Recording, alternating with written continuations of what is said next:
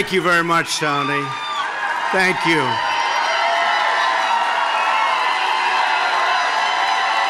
Thank you very much.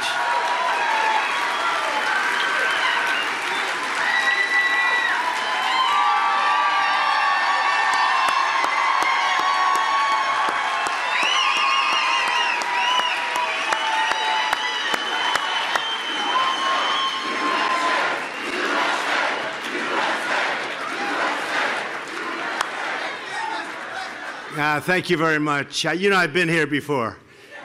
You do know that.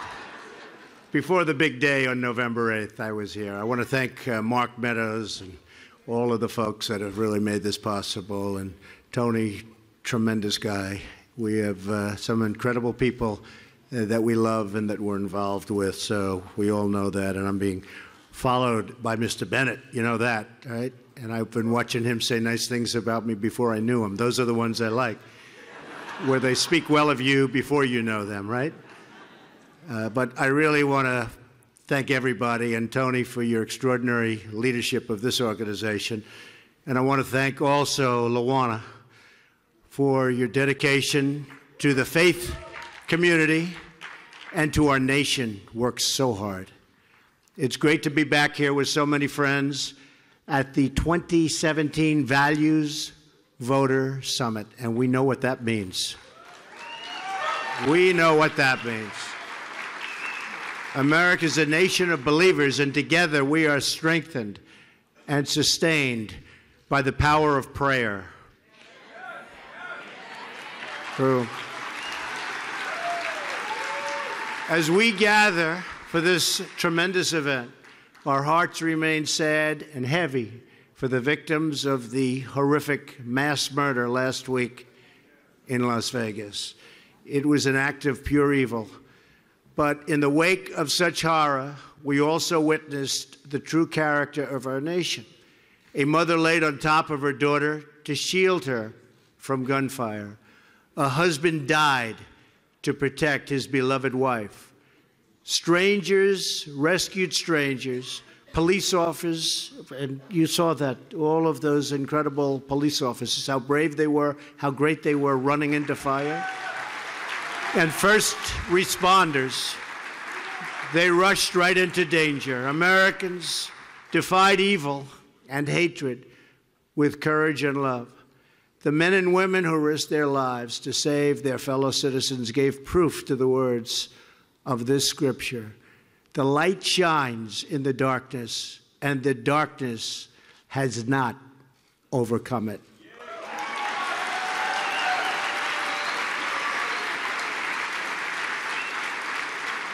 All of America is praying for the wounded and the grieving, and we will be with them today, and we will be with them forever.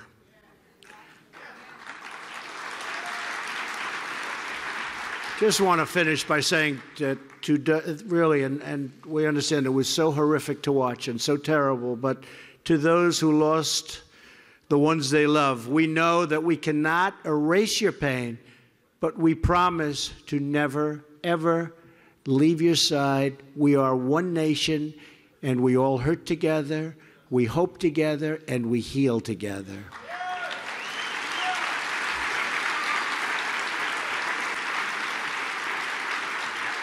We also stand with the millions of people who have suffered from the massive fires which are right now raging in California and the catastrophic hurricanes along the Gulf Coast in Puerto Rico, the Virgin Islands. And I will tell you, I left Texas, and I left Florida, and I left Louisiana, and I went to Puerto Rico, and I met with the president of the Virgin Islands. These are people that are incredible people. They've suffered gravely, and we'll be there. We're going to be there. We have really, it's not even a question of a choice. We don't even want a choice. We're going to be there as Americans, and we love those people and what they've gone through. And they're all healing, and their states and territories are healing, and they're healing rapidly. In the wake of the terrible tragedies of the past several weeks, the American people have responded with goodness and generosity and bravery. You've seen it. The heroism of everyday citizens reminds us that the true strength of our nation is found in the hearts and souls of our people. When America is unified, no force on earth can break us apart.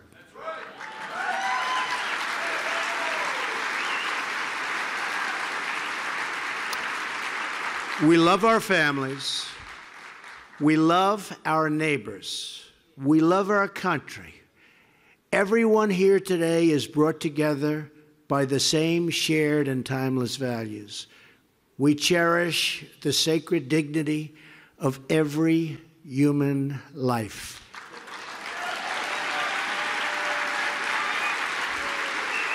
We believe in strong families and safe communities.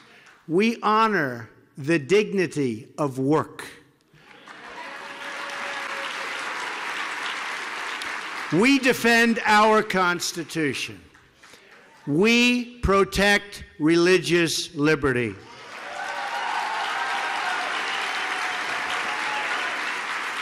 We treasure our freedom. We are proud of our history.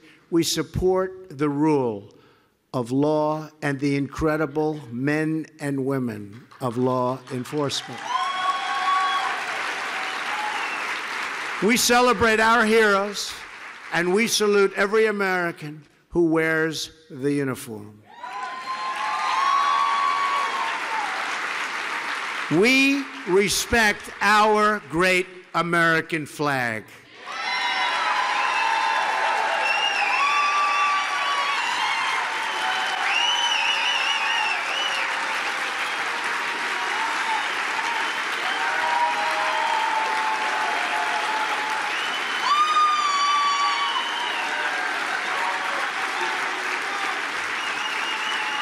Thank you.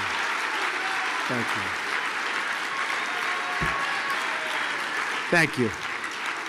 And we stand united behind the customs, beliefs, and traditions that define who we are as a nation and as a people.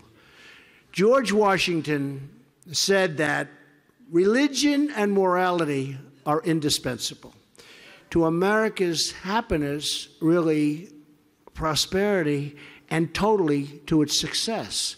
It is our faith and our values that inspires us to give with charity, to act with courage, and to sacrifice for what we know is right.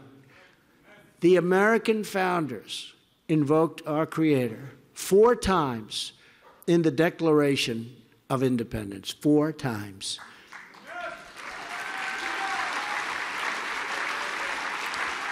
How times have changed, but you know what? Now they're changing back again. Just remember that.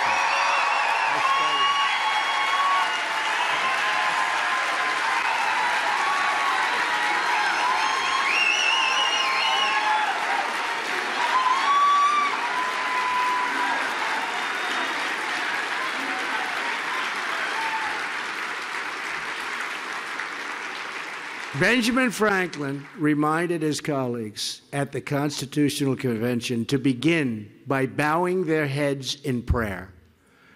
Religious liberty is enshrined in the very First Amendment of the Bill of Rights, and we all pledge allegiance to, very, very beautifully, one nation under God.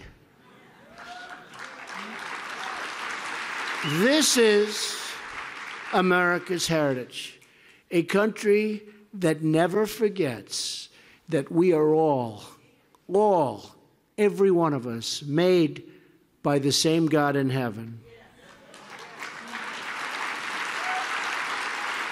When I came to speak with you last year, I made you a promise. Well, one of the promises I made you was that I'd come back.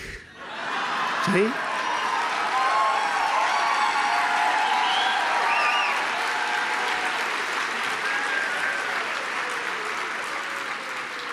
And I don't even need your vote this year, right? That's even nicer.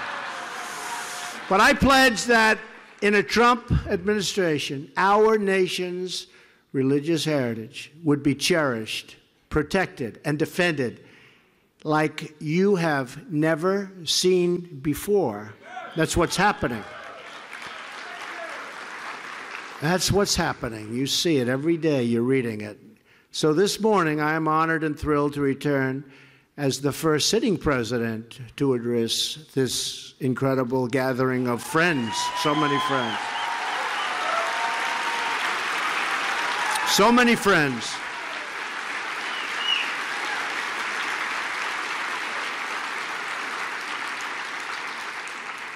And I'll ask Tony and all of our people that do such a great job in putting this event together, can I take next year off or not? Or do I have to be back?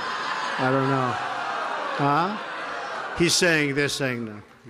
Lawana's saying no. So that means no. So I'm here to thank you for your support and to share with you how we are delivering on that promise, defending our shared values, and in so doing, how we are renewing the America we love. In the last 10 months, we have followed through on one promise after another. I didn't have a schedule, but if I did have a schedule, I would say we are substantially ahead of schedule.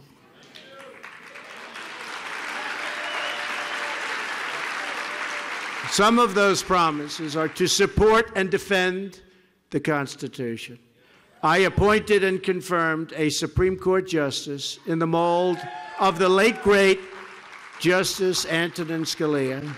The newest member of the Supreme Court, Justice Neil Gorsuch.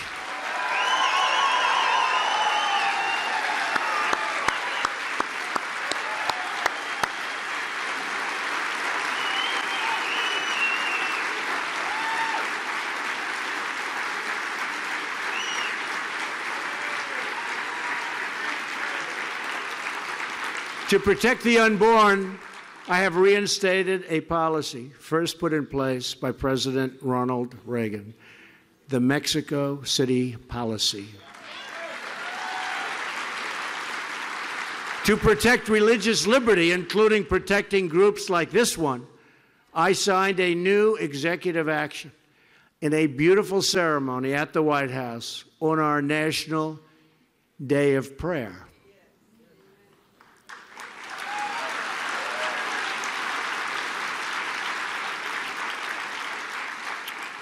Which day we made official. Among many historic steps, the executive order followed through on one of my most important campaign promises to so many of you, to prevent the horrendous Johnson Amendment from interfering with your First Amendment rights.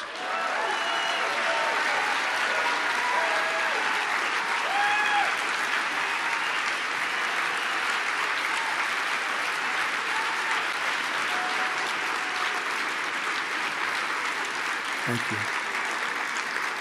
We will not allow government workers to censor sermons or target our pastors, our ministers, our rabbis. These are the people we want to hear from, and they're not going to be silenced any longer.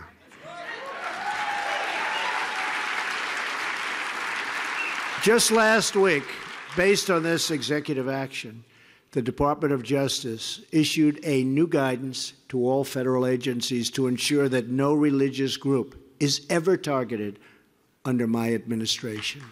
Won't happen. We have also taken action to protect the conscience rights of groups like the Little Sisters of the Poor. You know what they went through. What they went through. They were going through hell, and then all of a sudden they won. They said, how did that happen? We want to really point out that the Little Sisters of the Poor and other people of faith, they live by a beautiful calling, and we will not let bureaucrats take away that calling or take away their rights. We are stopping cold the attacks on Judeo-Christian values.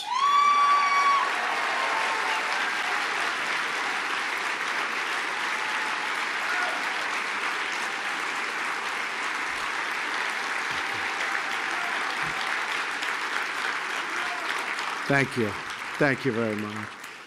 And something I said so much during the last 2 years, but I'll say it again as we approach the end of the year. You know, we're getting near that beautiful Christmas season that people don't talk about anymore. They don't use the word Christmas because it's not politically correct. You go to department stores and they'll say Happy New Year and they'll say other things and it'll be red. They'll have it painted, but they don't say, well, guess what? We're saying Merry Christmas again.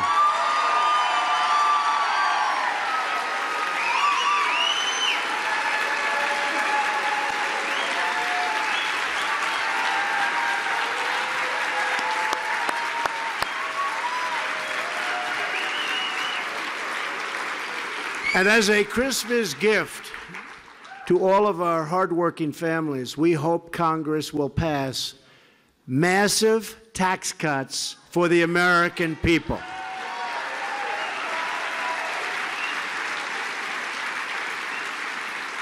That includes increasing the child tax credit and expanding it to eliminate the marriage penalty.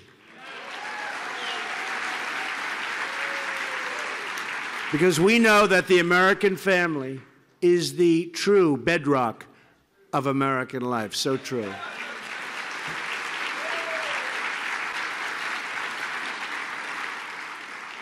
This is such an exciting event because we are really working very hard, and hopefully Congress will come through. You saw what we did yesterday with respect to health care. It's step by step by step.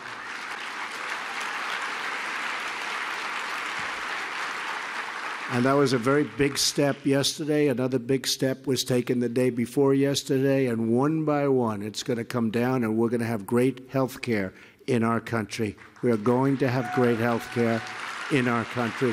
We're taking a little different route than we had hoped because getting Congress, they forgot what their pledges were. So we're going a little different route. But you know what? In the end, it's going to be just as effective, and maybe it'll even be better.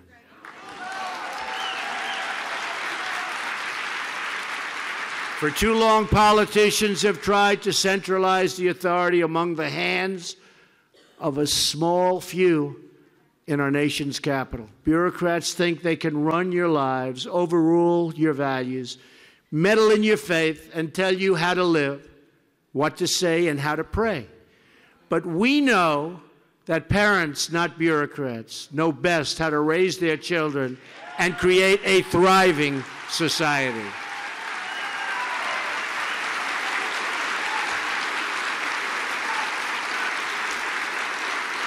We know that faith and prayer, not federal regulation, and by the way, we are cutting regulations at a clip that nobody has ever seen before. Nobody. In 9 months, we have cut more regulation than any president has cut during their term in office. So we are doing a job. And that is one of the major reasons, in addition to the enthusiasm for manufacturing and business and jobs, and the jobs are coming back, that's one of the major reasons, regulation, what we've done, that the stock market has just hit an all-time historic high.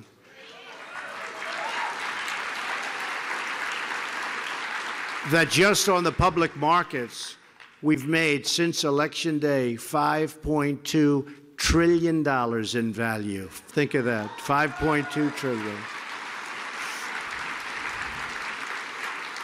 And as you've seen, the level of enthusiasm's the highest it's ever been, and we have a 17-year low in unemployment. So we're doing really some work.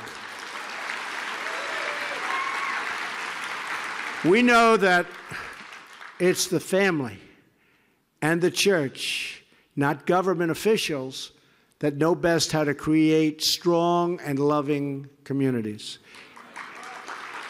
And above all else, we know this. In America, we don't worship government, we worship God.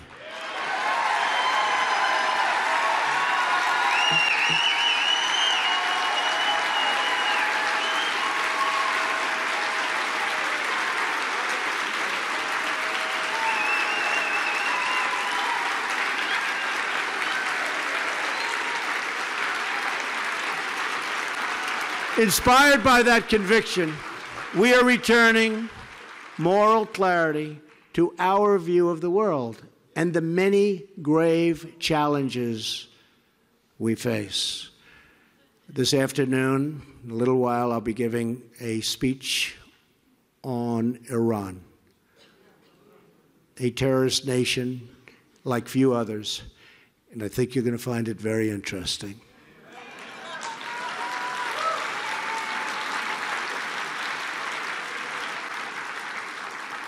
Yesterday, things happened with Pakistan. And I have openly said Pakistan took tremendous advantage of our country for many years. But we're starting to have a real relationship with Pakistan, and they're starting to respect us as a nation again, and so are other nations. They are starting to respect the United States of America again, and I appreciate that. And I want to thank the leaders of Pakistan for what they've been doing. In this administration, we will call evil by its name.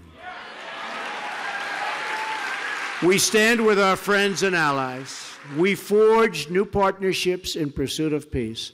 And we take decisive action against those who would threaten our people with harm. And we will be decisive because we know that the first duty of government is to serve its citizens. We are defending our borders, protecting our workers, and enforcing our laws. You see it every single day like you haven't seen it in many, many years, if you've seen it at all. In protecting America's interests abroad, we will always support our cherished friend and partner, the State of Israel.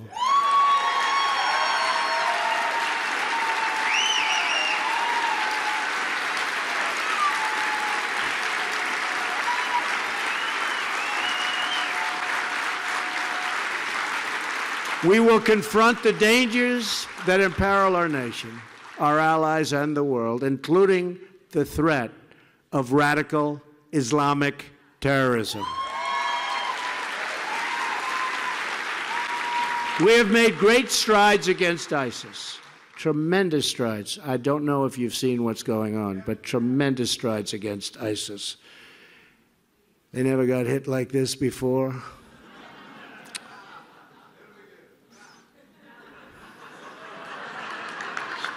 Stand up. Stand up. Let me. He's a rough guy. I can see it.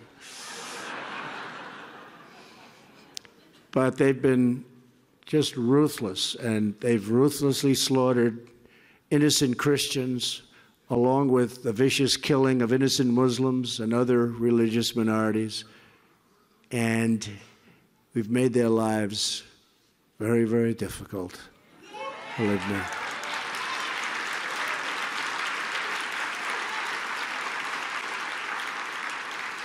We've done more against ISIS in 9 months than the previous administration's done during its whole administration. By far, by far. And ISIS is now being dealt one defeat after another. We're confronting rogue regimes from Iran to North Korea, and we are challenging the communist dictatorship of Cuba and the socialist oppression of Venezuela, and we will not lift the sanctions on these repressive regimes until they restore political and religious freedom for their people. All of these bad actors share a common enemy, the one force they cannot stop, the force deep within our souls, and that is the power of hope. That is why, in addition to our great military might, our enemies truly fear the United States, because our people never lose faith, never give in, and always hope for a better tomorrow. Last week, Melania and I were reminded of this in a powerful way when we traveled to Las Vegas. We visited a hospital where some of the survivors were recovering from absolutely horrific wounds. We met a young man named Brady Cook. He's 22, and a brand new police officer. That night was Brady's second day in field training, his second day as a policeman. Can you believe that? But when the shooting began, he did not hesitate. He acted with incredible courage, rushing into the hail of bullets, and he was badly shot in his shoulder. This is what Brady said. I didn't expect it, but it's what I signed up for. When stuff goes down, I want to be there to face evil and to protect the good, innocent people that need it. And here's a young guy, great guy, and second day. He said, Brady, don't worry about it. It's going to be easier from here.